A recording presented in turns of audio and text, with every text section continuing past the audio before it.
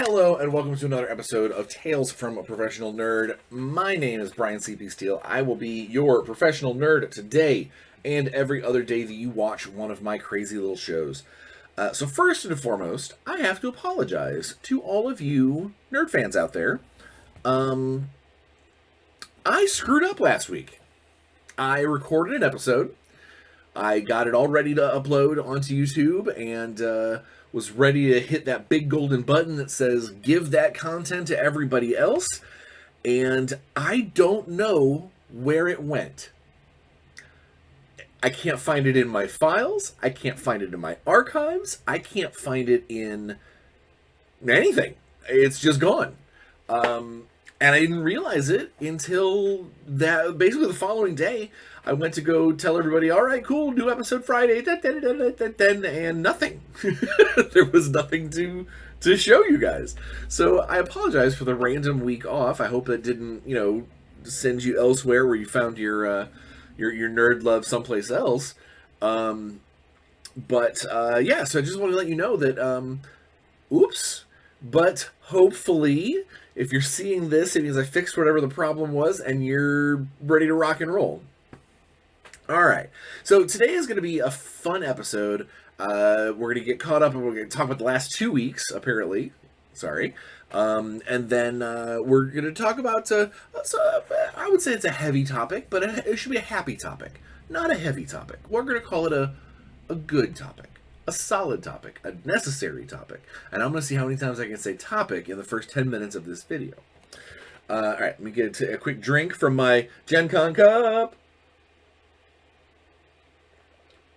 So, last 2 weeks in Bryan.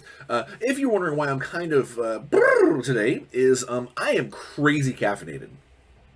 I am bouncing off the walls right now because this week is a badass transition week for me. I just got done finishing up the Adventures in Angel Grove.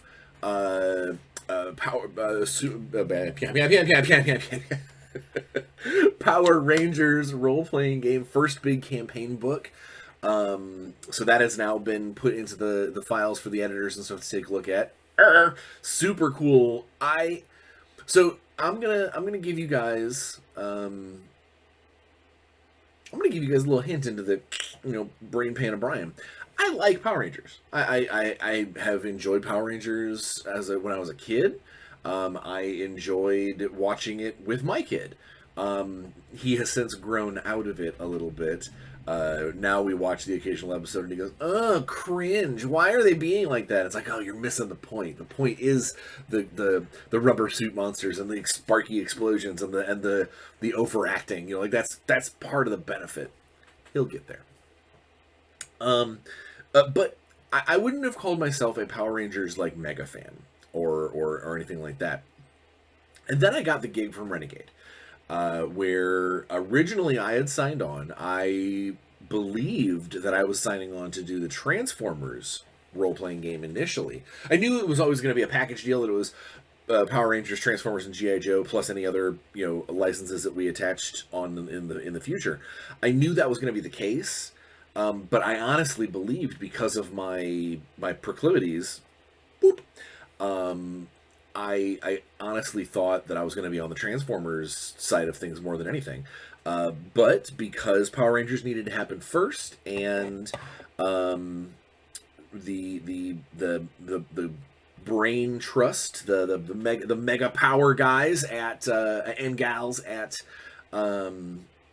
Renegade wanted me to be part of the initial let's get this system to work.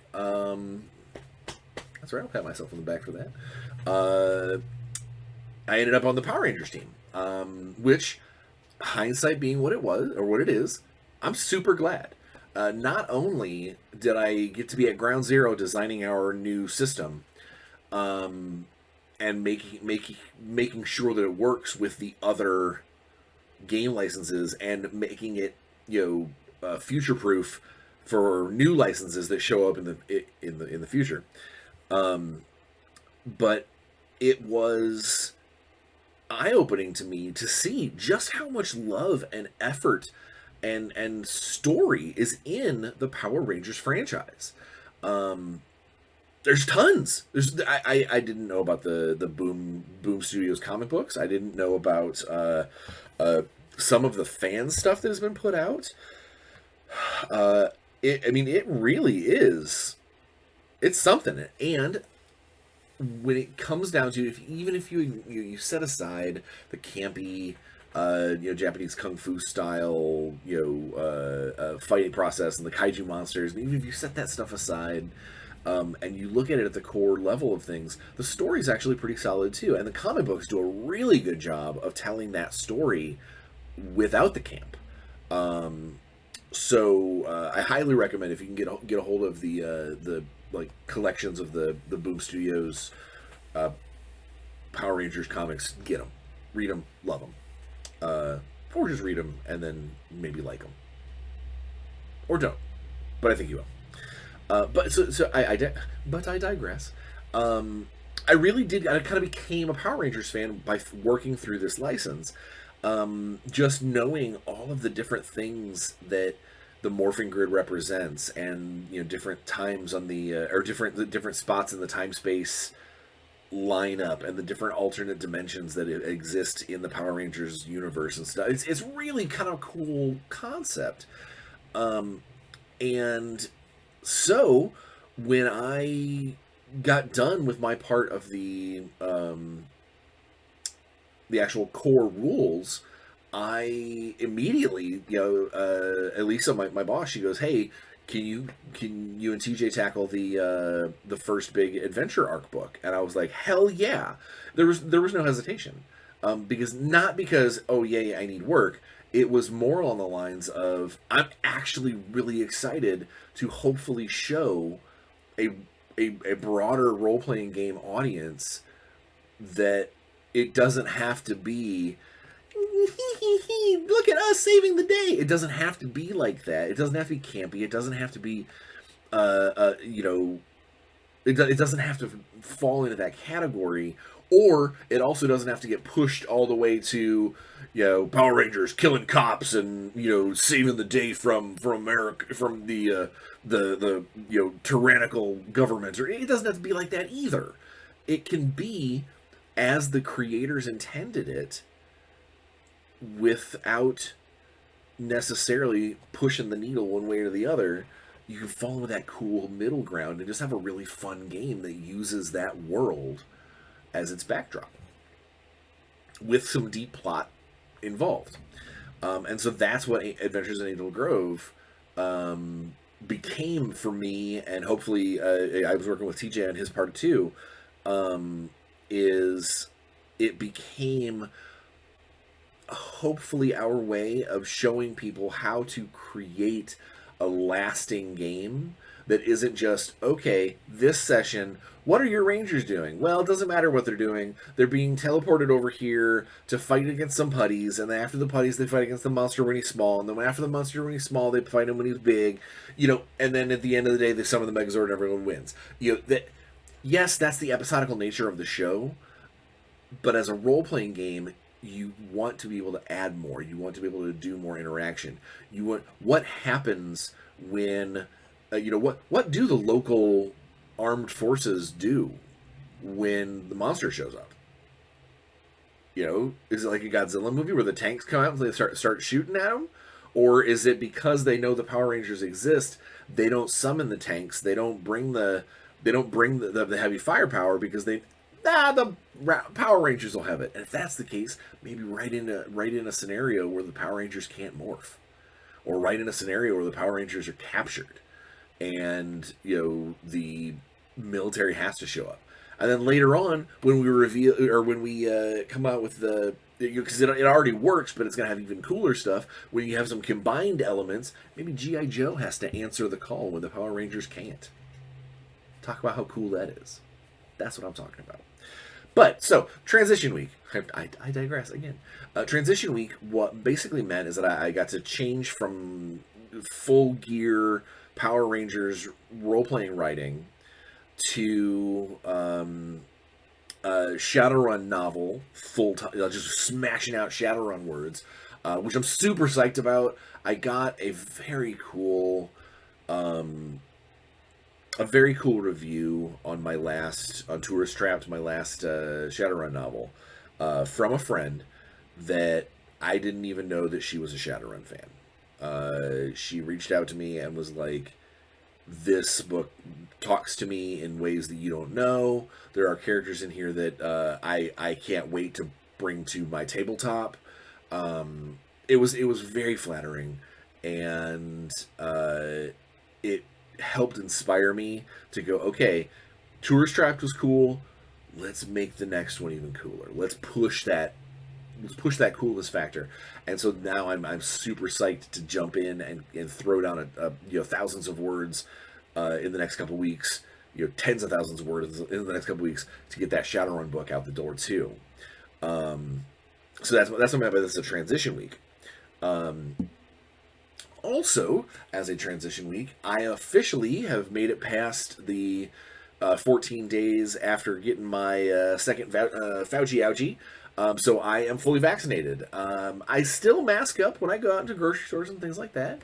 But I know that if for some reason I forgot mine, or I have to just run into the post office real fast. My post office in my town is like a 20 foot by 20 foot square filled with post office boxes. It's not like a big giant thing. If I just run into the post office real quick, and if I didn't bring my mask with me because it's just a block away, I'm not freaking out. I'm not stressed about, oh gods, what's going on. My kids have both gotten their first rounds of the vax, and their second round's coming like a week. So we're so close to being as protected as we can be. And so that is one of the things that I have got to say is, I know there's a lot of people out there, vaccinations aren't a cure. No, it's not a cure, but it is protecting you as much as possible, and it's protecting my kids as much as possible, and my parents as much as possible. And that's all I can do. If we want to try and get back to a sense of normality, it's all I can do. So this week, coming up, not this upcoming weekend, but the following weekend, I have my first board game day at my buddy Nick's house. So one of my best friends in the world, Nick, shout out Nick, I love you, buddy. He is hosting a Twilight Imperium board game day. And if you've ever played Twilight Imperium, you know why it's a board game day, because it can go for many, many hours. If you get a full table full of people who know what they're doing, it can be kind of crazy. And we throw in the fact that, yeah, we take some shots, we drink some beers, we have some good time while we're trying to conquer space. I'm so excited. Like, I can't, like, tears almost in it's been over a year since we've had a full on. I think the last time that we had a board game day was when we played the Dune board game, and I kicked that ass. Harken for Life. I can't remember. We played something else that day as well. But either way, this is the first time we played Twilight Imperium in probably almost 2 years. After all the expansions and all the cool stuff, we're super psyched, and I'm pumped. I cannot wait for that day. Is going to be insane. We're going to have so much fun. But part of knowing that we're going to start being able to get together again in person means that we are starting to plan some in-person role-playing game sessions.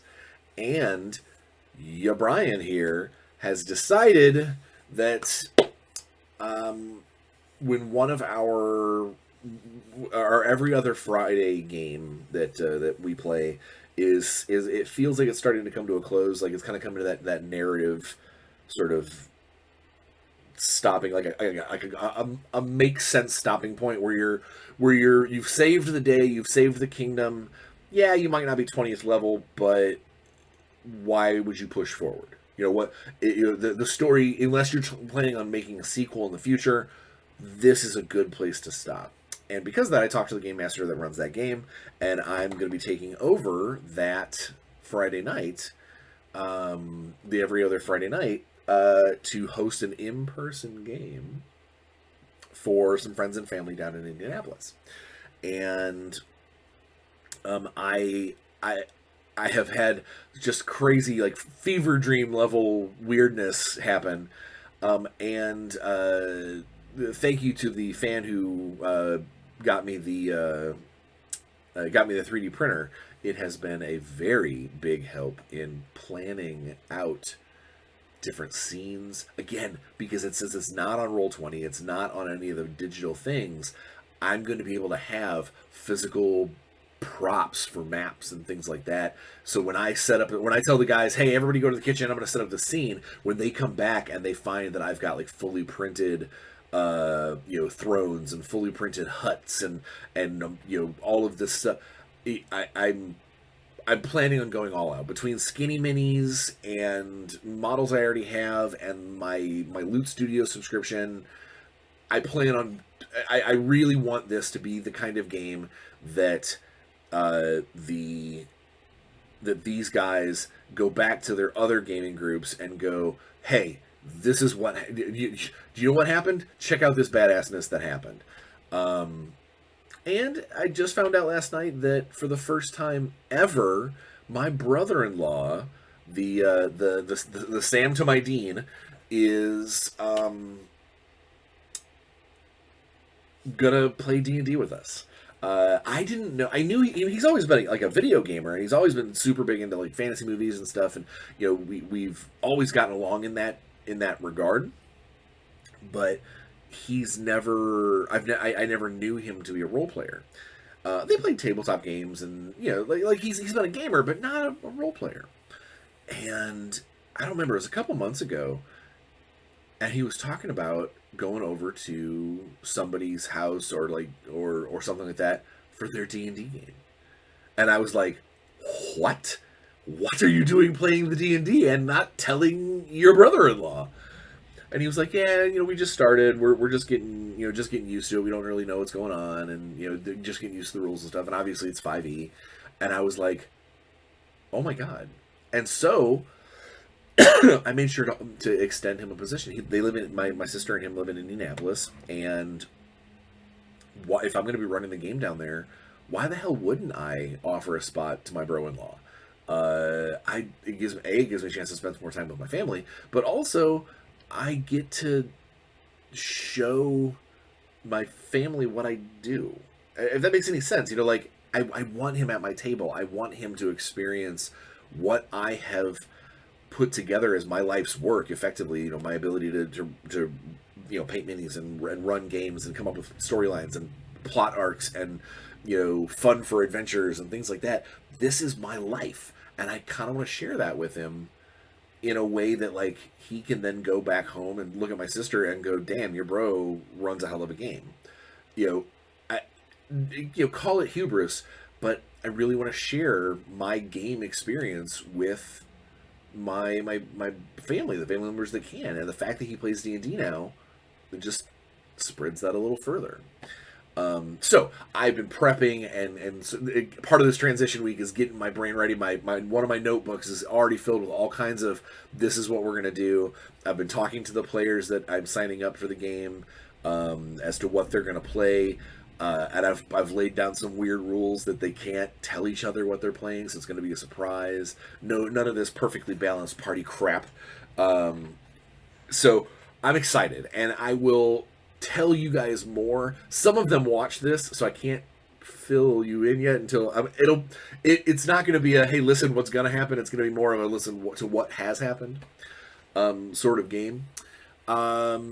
But for me, personally, the week in Bryan game-wise, unfortunately, I've been so busy in trying to get Adventures in Angel Grove out the door, I haven't really gamed. I played a little Sea of Thieves last night with my buddy, which was nice.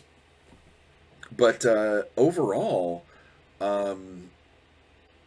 we have missed two Curse of Strahd sessions because people have canceled and haven't been able to make it. So that's always a bummer.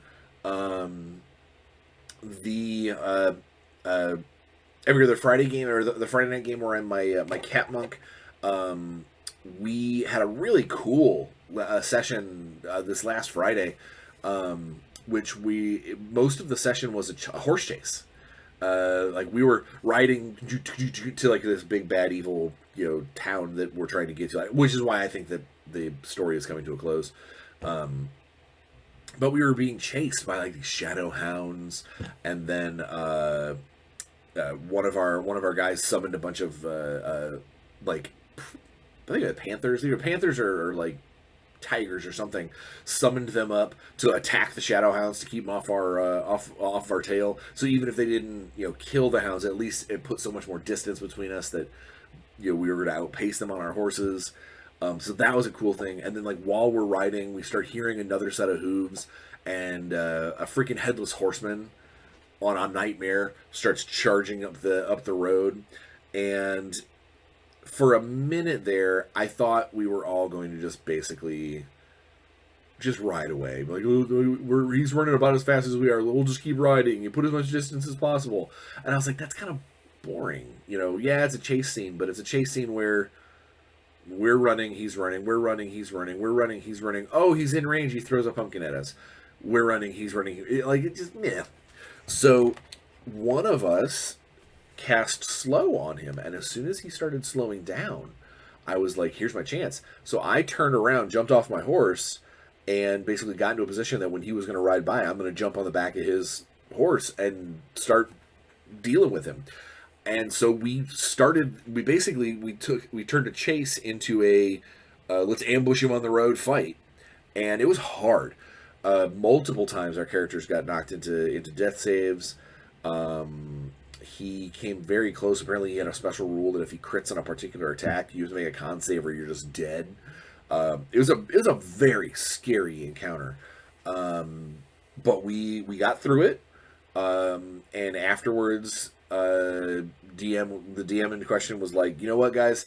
I know you just leveled like 2 games ago, but level again. That was madness cool. And so our characters have gotten to a slightly higher level, which is another reason why I think we're coming to the end of the campaign, because when the DM starts handing out levels and doesn't really, there's not a big fight about it, I get the impression that he's amping us up for some kind of big bad.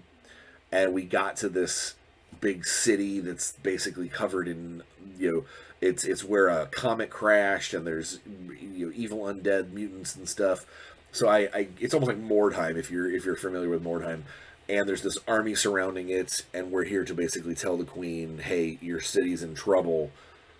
We'll take over from here, that kind of thing. So like I said, I think we're coming up to the end. The end of this particular campaign arc. But that's really, aside from getting some painting done, signed on for a very cool painting commission. I do a lot of mass work where a lot of people will be like, hey, here's 20 Space Marines, or I need these 15 orcs done, or whatever. Speaking of orcs, I'm going to talk about that in a second too. I don't get to do my centerpieces. And one of my clients reached out and was like, hey, I have a completely magnetized octoblade. And I was like, what the hell is an octoblade? Apparently that is a term used by some of the modeling Reddits or whatever, for someone who has completely transformed and magnetized a Bane Blade kit for Warhammer 40,000 to be able to flip-flop, flippity-floop, and do all like 8 versions of that tank with its different turrets and capacities and things like that. And I was like, damn, that's awesome. And he goes, and I'm looking for somebody to paint it, and it's going to be the centerpiece of my army. So obviously I sent him the invoice, got everything squared away. I'm excited. That's going to be a fun kit to paint. Not to mention he's paying me a little extra to do some like cool freehand heraldry and stuff on the front flanks of the tank treads. So that'll be a lot of fun. I mean, I always love doing big models anyway. But the last time I painted a Baneblade, or any kind of Baneblade chassis, that was when I still had Blood Angels, and I did a Forge Sword or Forge, what was the tank called? Forge Blade? I don't remember. Bane Sword or something. Angry tank name. But I had done some stained glass work and stuff on mine, and I had a lot of fun with that. So I'm excited about this commission, because that's gonna be a lot of fun. So let's talk about orcs. Not only do I printed so this is from one of the orc sets that I printed. Honestly, I wasn't even sure why I wanted to print it. I just really dug it, and I'm going to use it as terrain at some point. But it's like a watchtower, and it comes in multiple pieces. So the top part comes off, like the so you can set your little dudes in there. And then I actually magnetized it, sank some magnets into some green stuff, so it will connect on there. Also stores way easier that way.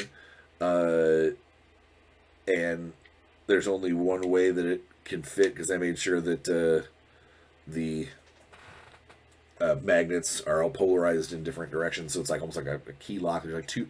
I want to say there's two ways that it can go on that it'll snap together, but other than that, it's solid. But yeah, so this is a 3D printed orc watchtower.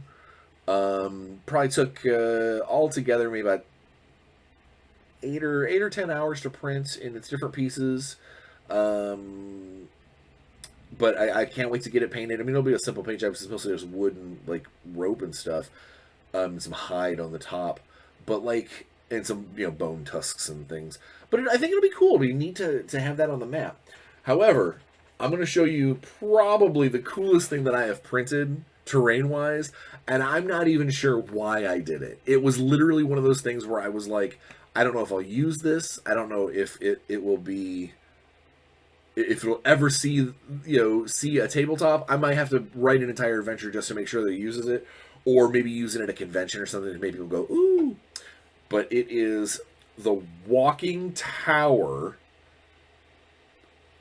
How creepy is that thing? It's got these like gnarly little fingered hands. I'm gonna grab you. It's got 6 creepy legs. You got room enough to put a couple dudes in there.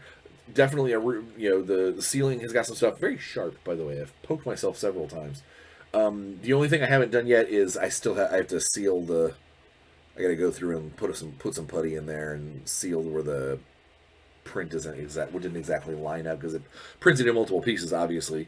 But how cool is this thing? Like, this is so rad. I don't know what I'm gonna do with it. I will probably end up getting it sealed and patched and painted and all that, and then at like Gary Con or something, it'll end up being like the Wizard's big bad mount or something for a convention episode or something. I don't know. Who knows? Either way, super excited about that. 2 other things real quick. First and foremost, so I was talking about orcs. I don't know if you've paid attention to my Amazon wish list, which is attached to the description of this video. It's a bunch of stuff that can help me and help the channel. Please check it out. I'm not one to beg, but there's a bunch of stuff on there that can always help me be able to make cool stuff to show you on the channel. But one of the things that I did put on there is a couple of pieces of orc stuff for the impending Snagaboys. I'm planning on doing starting a kind of build from the ground up Snagaboys force for 40K, because I really dig some of those models. But while I was tooling around, I found a cool company called Hardcore Miniatures. I'll put their tag in the description as well. These guys basically make a bunch of like guns and bits and things like that, but they also make a bunch of really cool 40K-esque models. Now, I understand that means that they're not GW official, and that means that if you bring them to a particular tournament, or sometimes your local store might be like GW figs only, and if that's the case, then yeah, these guys have got to sit out. Don't make an entire army of these guys, but they are awesome to augment already kind of what you have going on. So I ordered a couple of models from them. I didn't get them put together in time. I wanted to, but they just showed up yesterday. This first one is he's a grot. He's a Gretchen that has basically he's got. I'm going to show. I should probably get it out of the bag if I can show you. He's got a megaphone, so that's cool. But his backpack. So the megaphone is nice because it means that I can use him as like a stand-in of even a regular runt. But his backpack, not only is it super orky, but it's got. Let's see if we can get focus. Somebody said if I do this, it'll focus on the thing. No. Yes. I don't know. Let's see if we can get a good look at that. Oh, it's trying. It's trying. Focus, you jerk. Oh well. So it's basically a big giant backpack full of ammo, like guns and rockets and grenades and stuff. So he'll turn into a perfect ammo runt for one of my characters. And then this guy jumped out at me. He's definitely in pieces, so I don't have him. I don't have him ready to put together yet, or to show you. But he comes with. First off, it's obvious who he's supposed to be, and it's obvious who I'm going to paint him as. He is a. Oh, he's in too many pieces. I can't show you. I'm going to show you at least his lower body. So here's his feet. Got big old spiked like metal boots, like Destroyer from Kiss. But he is a knob style orc that is dressed up and armed in the same fashion as Lobo from DC Comics. So he's basically Lobork. And I'm a huge Lobo fan. I think Lobo's fantastic. And I love the idea of an orc that it has that kind of same sort of heavy metal mentality. So one of his hands has got this big like chain hook that Lobo has. The other hand can have either a shotgun or like a custom shooter. Because technically, if I want to make him look as much like Lobo as possible, he'll have a shotgun. I'll probably need to put the custom shooter on there, or the custom shooter on there if I plan on using him in game as one of the knobs, because they have very specific weapon choices they can have, and a shotgun's not one of them. But he also came with, if you don't want to give him the hook and chain, you can give him this like giant like mace that looks like it's made of like scrap metal. Either way, these guys make amazing models. Super, super tight models. They have a bunch of awesome orcs. They actually, what brought me to them is they have a series of space dwarves that I was thinking about adding some to my squats, my completely unofficial squats. So they got some of that stuff too. And it just turns out to be they're an awesome company. They're based out of Russia. And they make super high quality resin figures that work well in your 40K games. So I'm excited about that. To find a way to fit them into my Snagaboys collective army. That being said, I need to wait until the new codex comes out to buy much more for my orcs, because I don't know what they can take. I don't know what they have, what's a good point value. I don't know what their new army list is going to do, aside from the couple of things they've leaked. But they haven't leaked any point costs. They haven't leaked any, you get 3 of these for a fast slot. None of that stuff's happened. So because that hasn't happened, I don't know what to do. So I'm kind of buying it piecemeal, and it's the reason why on my Amazon list there's a couple of 1 or 2 little minor things that are like, hey, if you run into this, please, this would be great. But yeah, so that's basically what I've been up to for the last 2 weeks. Is just a lot of working and a lot of little bit of role playing here, but really a whole lot of printing, a whole lot of 3D printing, and a whole lot of planning for a game that's not even going to happen for like a month. But yeah, so it's been good. And to seamlessly move into the actual topic of today's episode. So, just a couple days ago, here in America anyway, it officially became Pride Month. If you weren't aware, the flag icon that I was holding in the thumbnail for this episode is the LBGTQ plus representation pride flag. And so it covers the whole gamut. I wanted to take, because again, it's the beginning of Pride. I myself am not a member of the Alphabet Mafia. A friendly term, I might add. Don't think that I'm trying to do that as a pejorative. It's just easier than trying to choke out all the letters every single time. I am a hetero white male, have been my whole life, and I consider myself, when I was younger, I may have had a lot of like kind of questionable reactions to homosexuality, or like the first time I saw a transgender person, I probably was like, why is that guy in a dress? Why does that guy have boobs? That seems weird.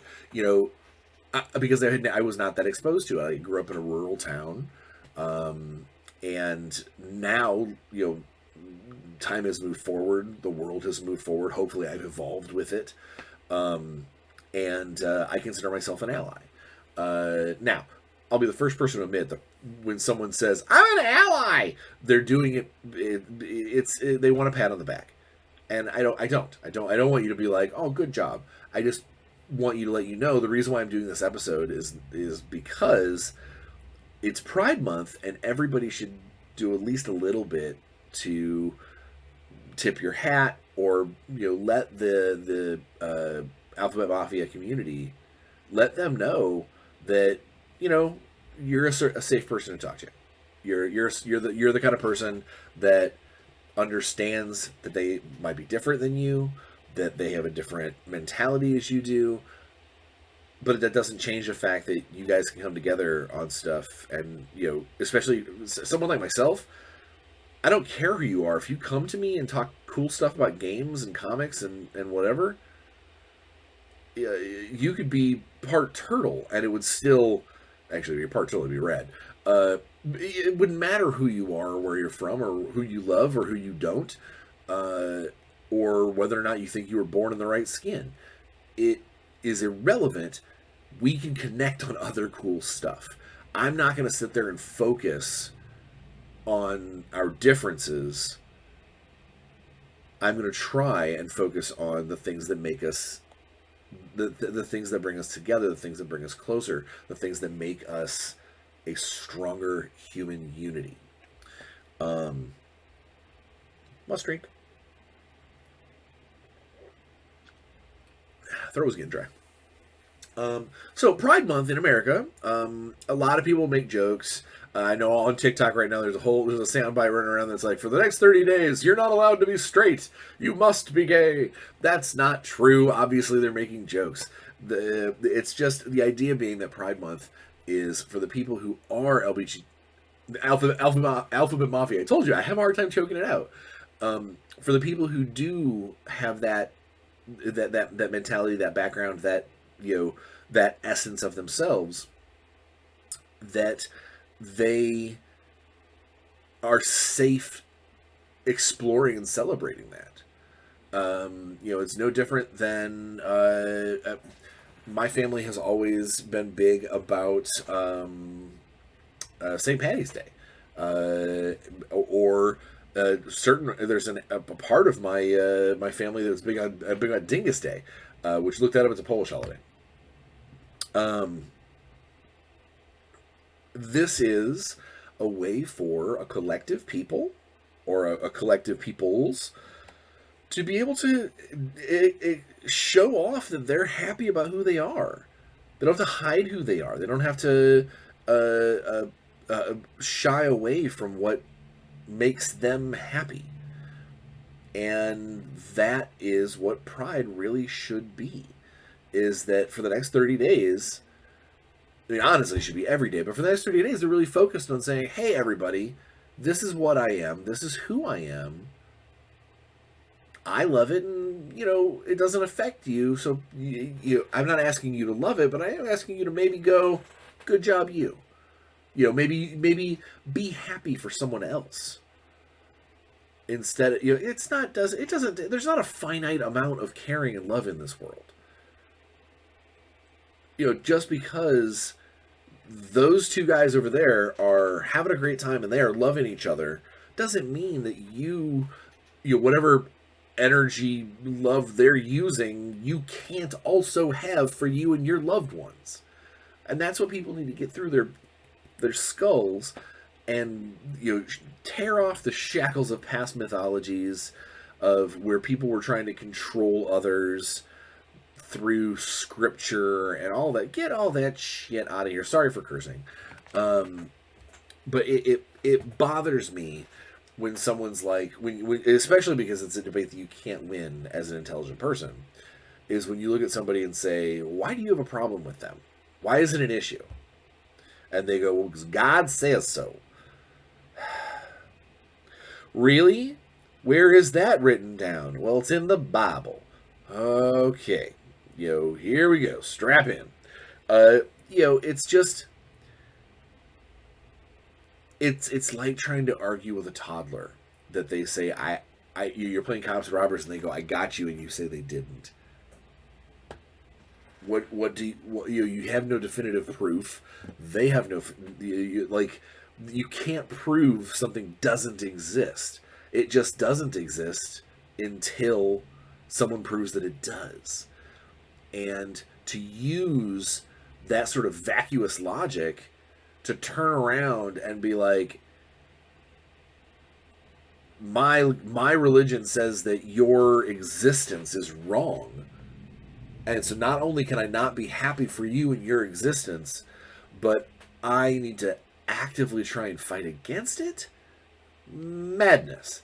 Madness and stupidity abounds. So that's what pride is about here in the States. It is an opportunity for the people who do live that lifestyle to celebrate it. To be that, to be who they should be, to be who they are, and let the flags fly high. And for those of us that aren't, it gives us an opportunity to show those who are that we care, that we are excited for their love and excitement, and it gives us an opportunity to go, you know what? And even, I'm gonna play my own devil's advocate. Even if you are someone who deep down, maybe you were taught this way, maybe maybe something inside your head says, I'm fine with people being gay. I'm fine with this, but this bothers me. This particular, this transgender aspect or whatever's bugging you.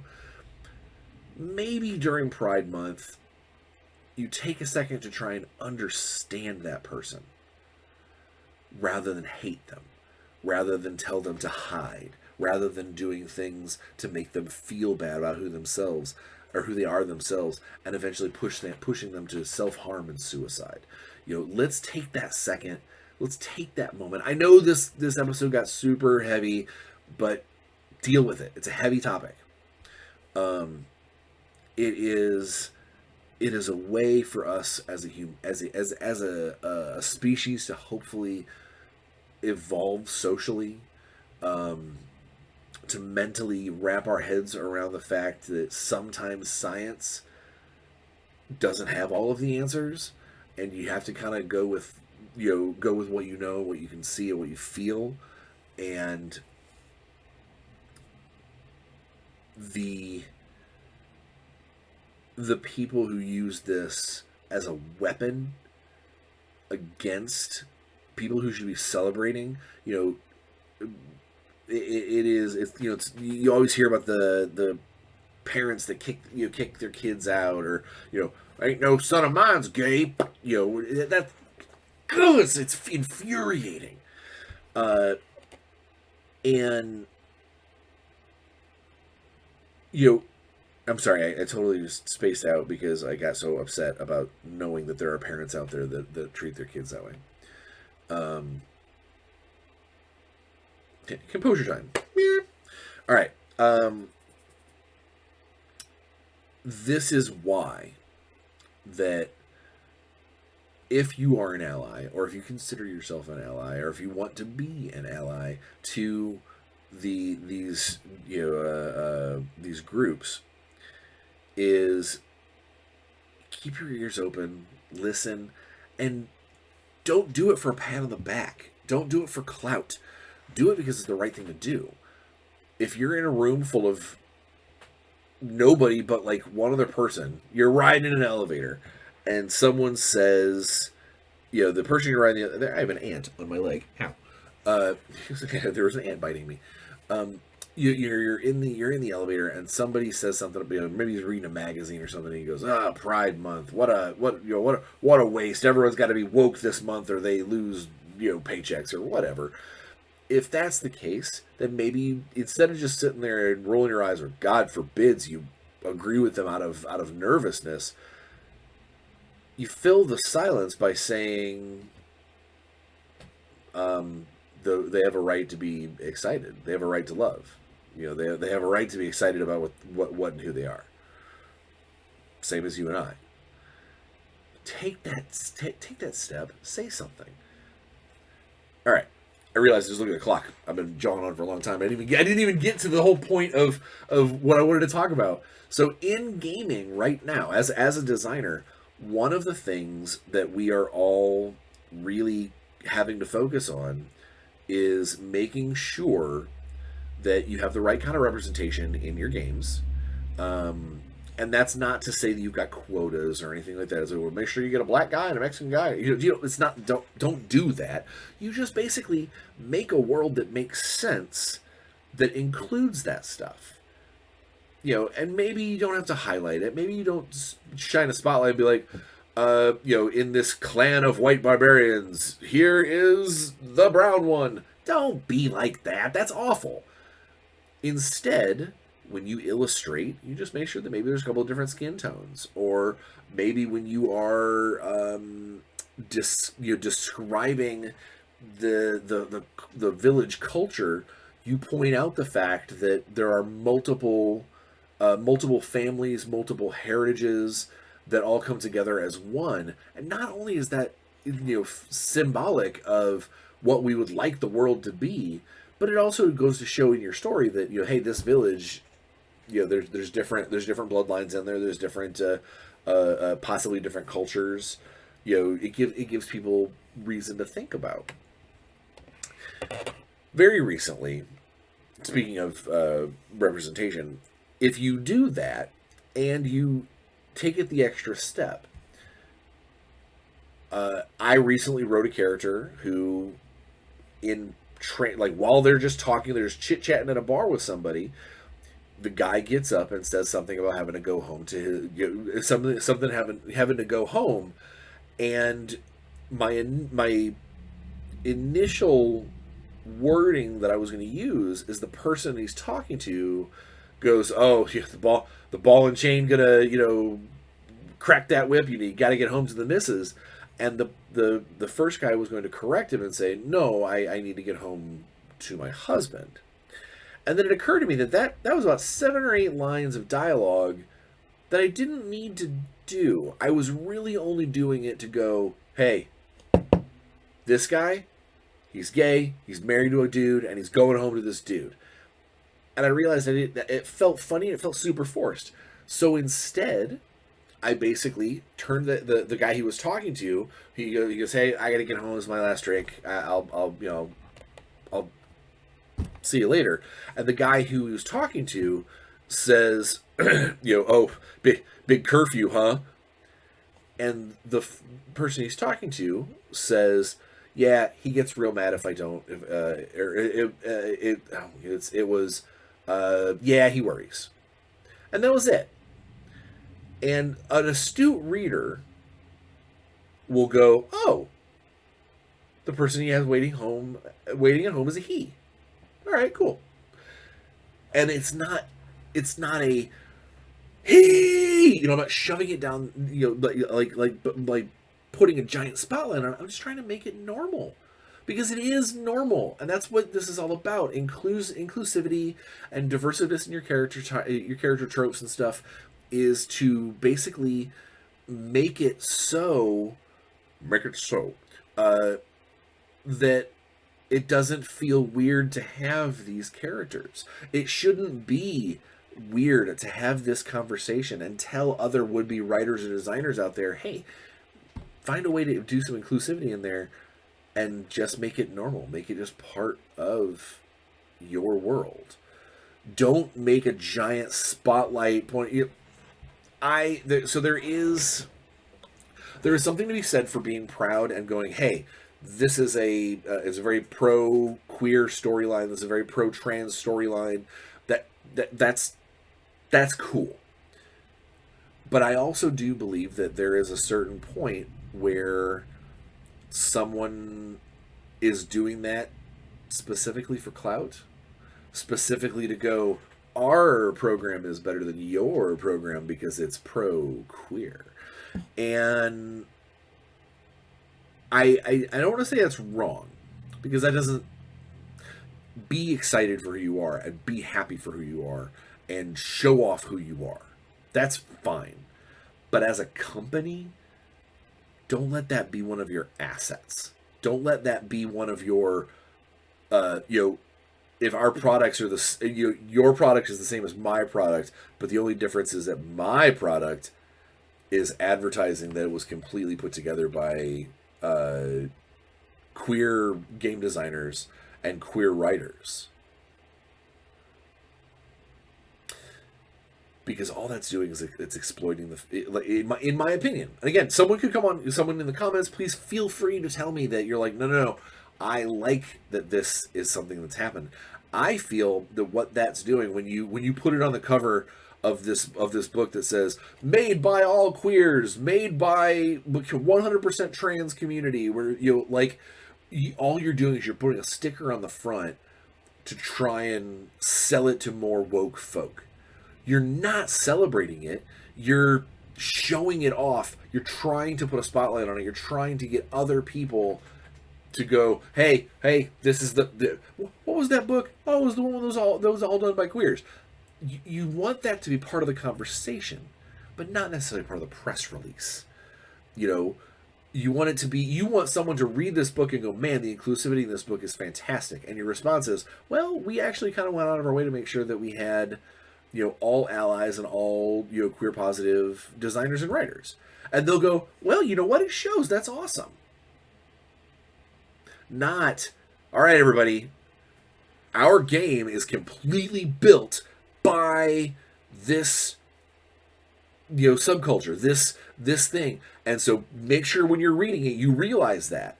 Because all that does is that it pushes that wedge down a little further. It basically shows the straight white males, it shows, or females, or anyone else who's not part of that group, that you're not looking for equality. You're looking for a pat on the back. You're looking for, hey, everybody, check this out. And again, I could be wrong. I wouldn't be one to even say that. For all I know, the queer community might very well be like, you know what? I love it when a book says this is completely done by us. I just personally, when I see that, my first thought is that's not celebrating who you are. That's thumbing your nose at the system because of who you are. Instead, just make an awesome product and let the product show for us. Let the PR spin show to us. Let the conversations that happen because of the product explain to us why that is. And so now the question becomes, man, that book was so crazy awesomely inclusive because that was the staff. The staff is crazy powerful and inclusive. Huh. That's rad. That's what we need to do. We need to try and make it so the inclusivity and the acceptance is not heralded as anything but the norm. We must normalize that, and so that way when it happens, you don't have people being like, "Ah, God, I can't believe this is a thing," and you also don't have the people that are like, "Oh, hell yeah, that's the best thing ever because that guy is this." The what we want collectively, and I say we as in allies, as the members of the mafia collectively, they want it needs to be normal.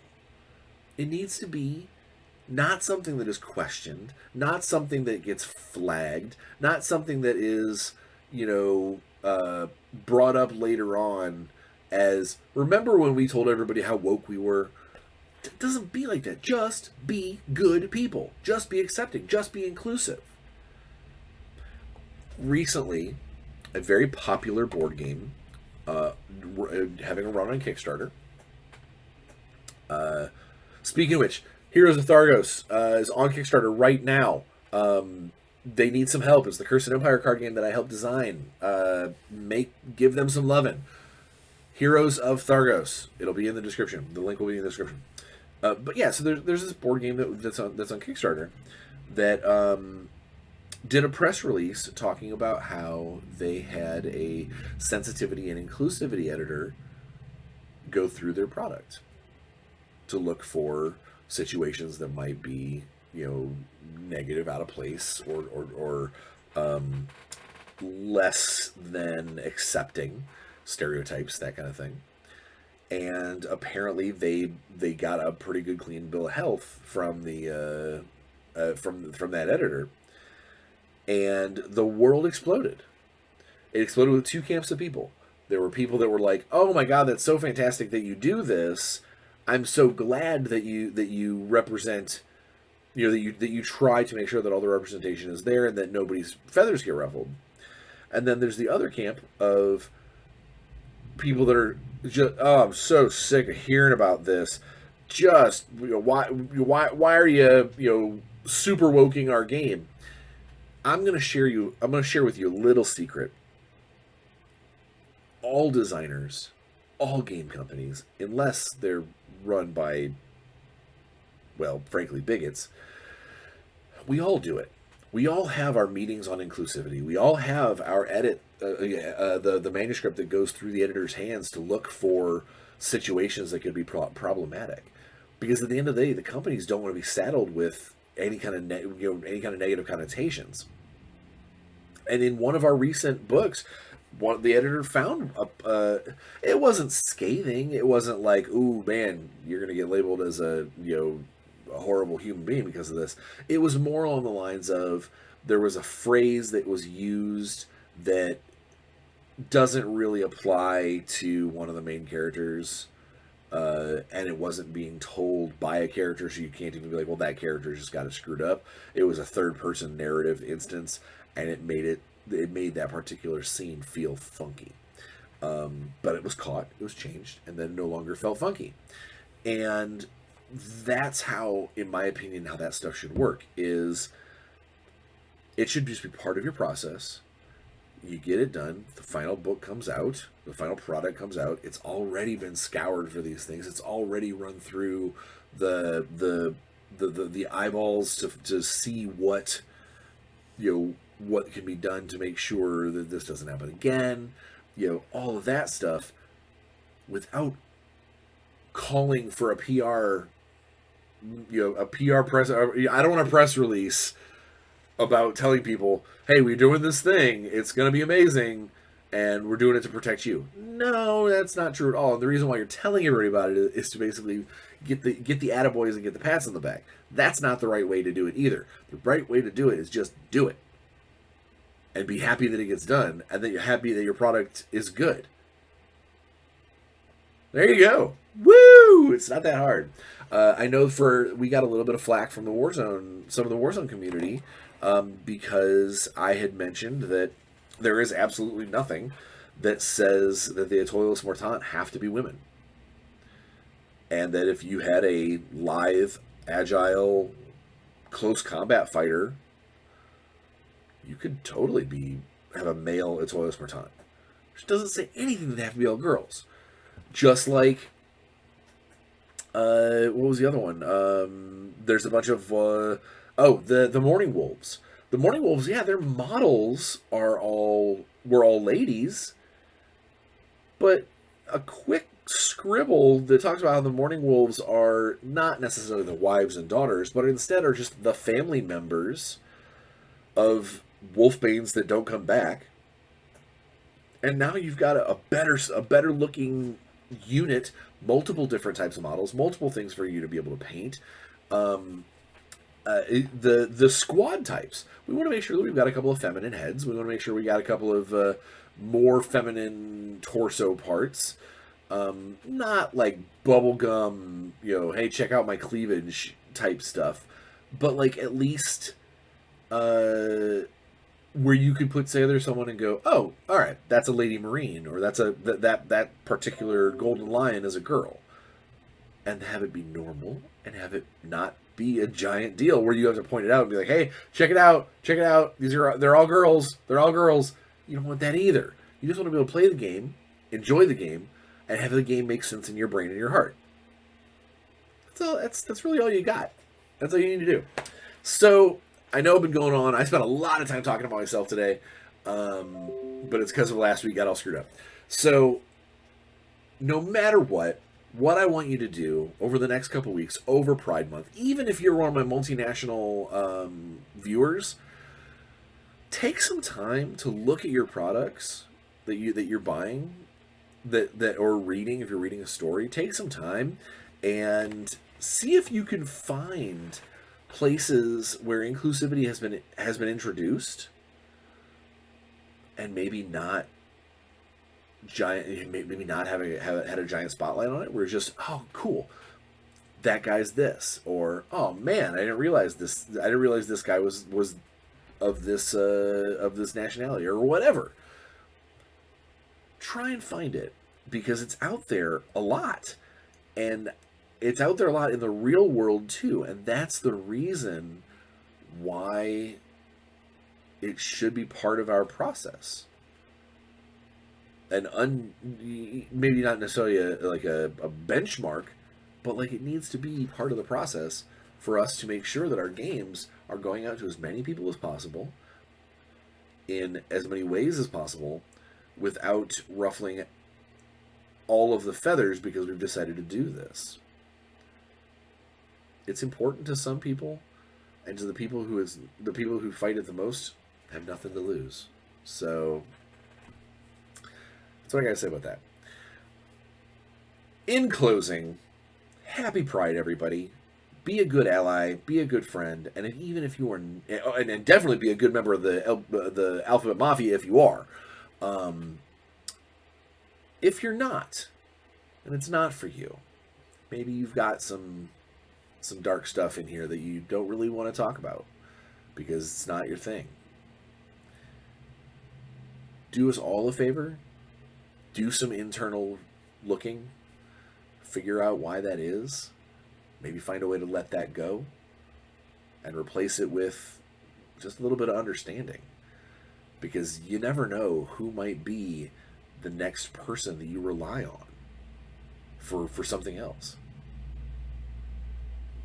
And it'd be nice to be able to make sure that you're on the right page with that person rather than starting things off adversarial. But that's just me. So get vaxxed, wear a mask, enjoy yourself out there. We're coming to a close in a great way. And more than anything else, what I want you to do is check out all my links. Share, link, subscribe, hit the bell. You know how it is. Check out all my links on the description. There's a bunch of stuff that I want you to take a look at. Help out with things if you can. But more than anything else, go out there, have a good time, and play some games. We'll see you next week. Hopefully you saw this video and my computer didn't eat it like last week's. Bye, guys.